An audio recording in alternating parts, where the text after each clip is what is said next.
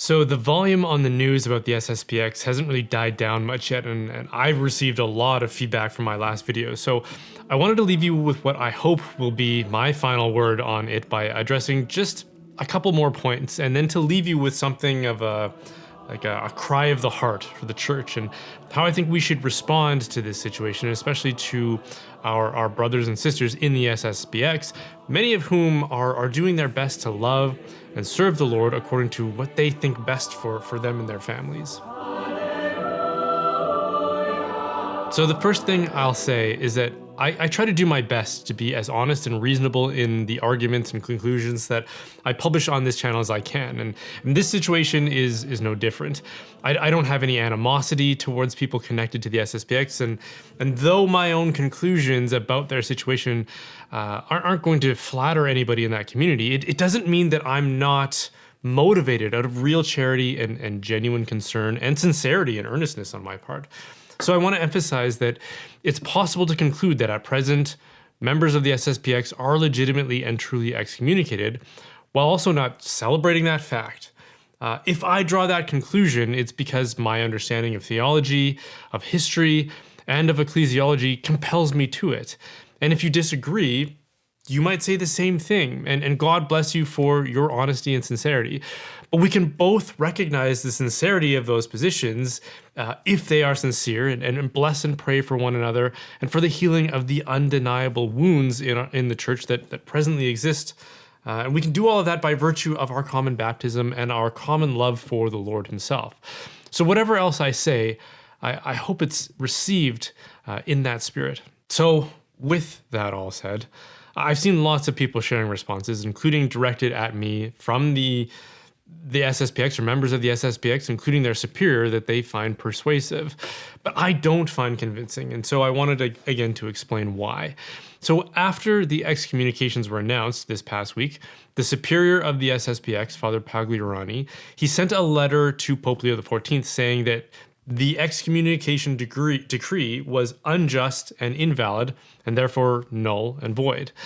As I said in my last video, the problem with that is that the Pope can make unjust prudential or disciplinary decisions and even legislation that are still nonetheless perfectly valid.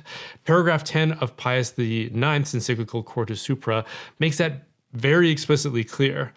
But other than saying they are invalid, he didn't really give a defense for why he says they are invalid. So for that, we can probably look at the original defense from 1988, as well as a lot of what has been published online by their defenders. But before we get all assertive about the validity of their case or about canon law, can we all just admit that most of us, including myself, are complete amateurs about it? I'm not a canon lawyer, and most of the people blogging or posting about it are not canon lawyers. So the last thing anyone should want to hear from me is my assessment of their defense as they appeal to canon law. But suffice it, for the purpose of this video, for you to know that that is how they make their defense. They point out certain exceptions in the law that make it so that an automatic excommunication shouldn't apply in their case. They also make their very consistent appeal to this notion of a state of necessity, which is recognized by canon law as something that can reduce culpability. All of which is to say, they have a case to make, and it's probably very persuasive to themselves and to their sympathizers, and even I can read through their points, and as a non-canon lawyer, and I can go, oh, that's interesting. I wonder if that's a valid argument. And they have every right to make their case and to defend themselves against accusations, as anyone should. But here's the thing. While you can defend yourself when accused of crime, what you can't do is also render judgment on your own case. Otherwise, no one would ever be convicted of a crime. They'd always declare themselves innocent at the end of the trial. So it's not for the accused to seize the authority to render judgment in their own case. It's for the judge to make that assessment. And in this case, that judge is the Pope, who has supreme, full, immediate, and universal power to govern the church. Supreme means there's no higher judge to appeal to here, and it's beyond absurd for anyone in the church to claim that the supreme judge's judgment is invalid, and that your own is the correct and binding one. That's an explicit denial of his supremacy. No amount of appealing to canon law supersedes the judgment of the person who is both the supreme judge and legislator. He has the power over canon law insofar as it can be adjusted, and his interpretation of canon law is again supreme and binding. This is a dangerous analogy, so I'll correct the potential misconceptions of it, but it would be kind of like me attending my particular judgment after I die, and when God rules that I'm culpable for certain sins, instead of accepting that judgment, I start making a defense based on my interpretation of church teaching and the Bible, and then I say, sorry God, your judgment here is invalid because of all these reasons. It's like, who has the authority to make that judgment here? Definitely not me and not anyone else. There's no higher authority to appeal to than God in that instance, God the judge.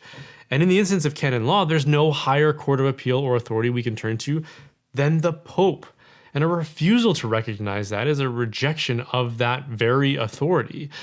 By the way, okay, I'm not, just in case anybody doesn't understand how analogies work, I'm not saying the Pope is equivalent to God in that analogy. I'm not comparing subject to subject. I'm comparing contextual authority to contextual authority.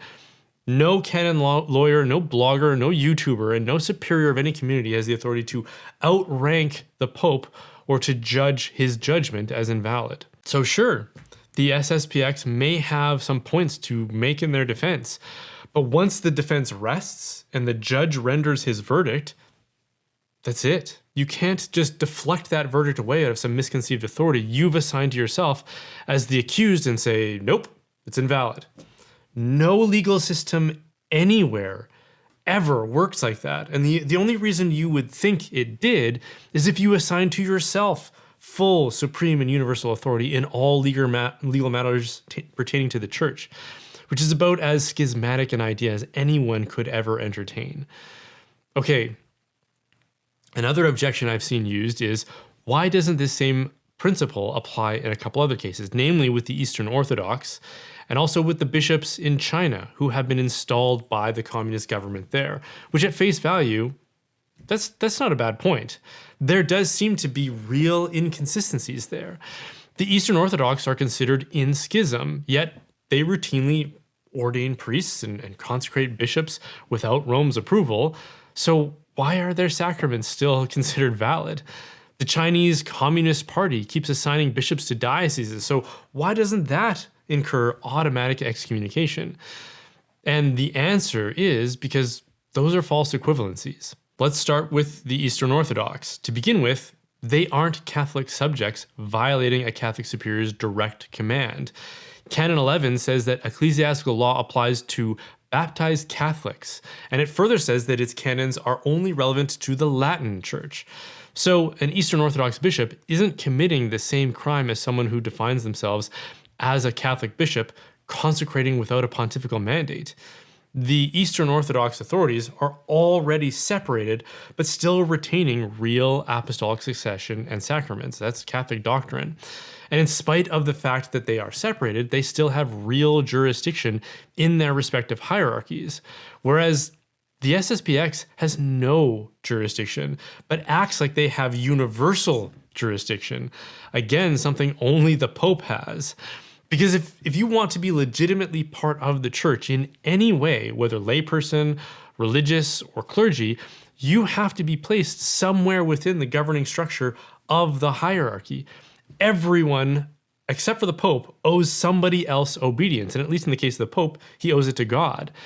And though separated, the Eastern Orthodox faithful do find themselves in such legitimate structures in their own church, which is why they have faculties and legitimate mission to carry out ministry. But the SSPX have placed themselves outside of those structures, assuming they can operate in a completely unprecedented way, with nobody above them that they recognize as requiring their obedience. Nothing could be less traditional than that notion. That's a revolutionary, liberal, modern idea. Okay, so in the case of the Chinese bishops, Rome has specifically approved all of those consecrations and assignments and claimed there was apostolic mandate. And we can claim, well, that's fuzzy and maybe not very credible, but we also have to appreciate that the situation there is they're dealing with a hostile and tyrannical state and a powerful one at that the Holy See is trying to navigate around in order to continue providing pastoral care for the faithful in China. So it isn't accurate to claim that the SSPX gets punished while China gets a free pass. It would be more accurate to say that the SSPX situation involves bishops who claim to be truly Catholic, consecrating bishops without the apostolic mandate against explicit Roman prohibition, which canon law says is punishable by excommunication, and which the Holy See defined as schismatic.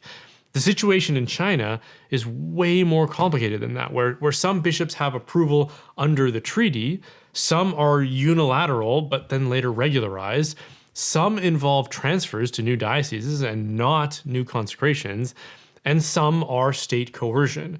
We can disagree with the current approach, whether we think it's successful or not in China. I think Damian Thompson at The Spectator has made a strong case against it.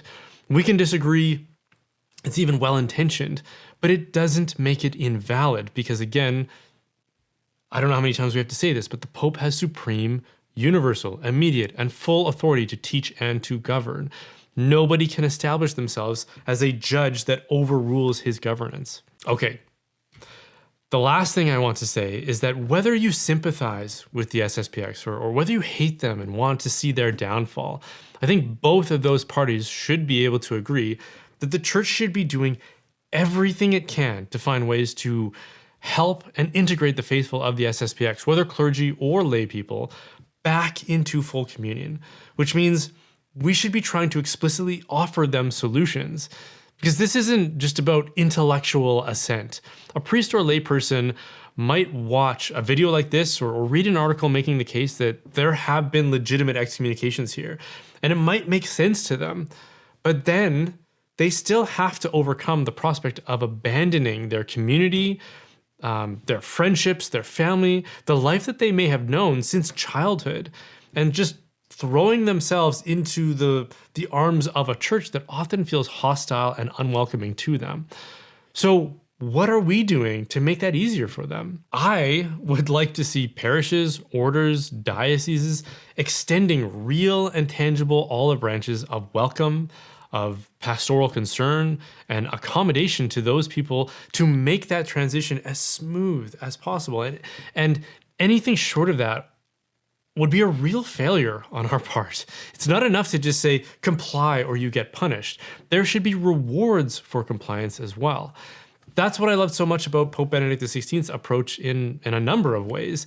I think of the Ordinariate of the Chair of St. Peter he established for Anglicans who felt estranged from their community, felt stuck between worlds, and felt trapped by the prospect of individually defecting and all the loneliness and rejection and pain that comes with that.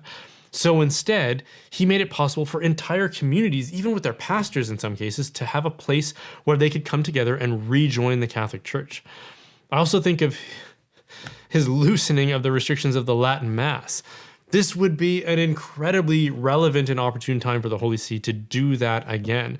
That would be a major gesture of pastoral concern. And if you hate the SSPX, you should want those kinds of gestures, because the more people defect away from that situation, the more reduced that community will become. It would be a kind of killing them with kindness strategy. If you don't have that kind of hostility for the SSPX, then you should still have concern for those people out of true charity and want to see them benefit from the graces of communion with the Church. Either way, we should be able to agree that we need to do more to help those defections move forward and to make it as seamless as possible for people who want to remain in communion but are terrified, reasonably so, of the prospect of abandoning a culture, a community, and in some cases their families, which might be all they've ever known, in order to avoid these now legitimate and valid penalties. Hey, thanks for watching that. If you found that clip edifying or beneficial, I would ask you to consider supporting this work by liking, subscribing, commenting. All those things really help in the algorithm. Praying, or by joining our community over on Locals, where you get exclusive opportunities to interact with myself and others, and exclusive content. We're also running a monthly hangout studying philosophy and theology together, so if that interests you, head over to brianholdsworth.ca/help or click the QR code on the screen.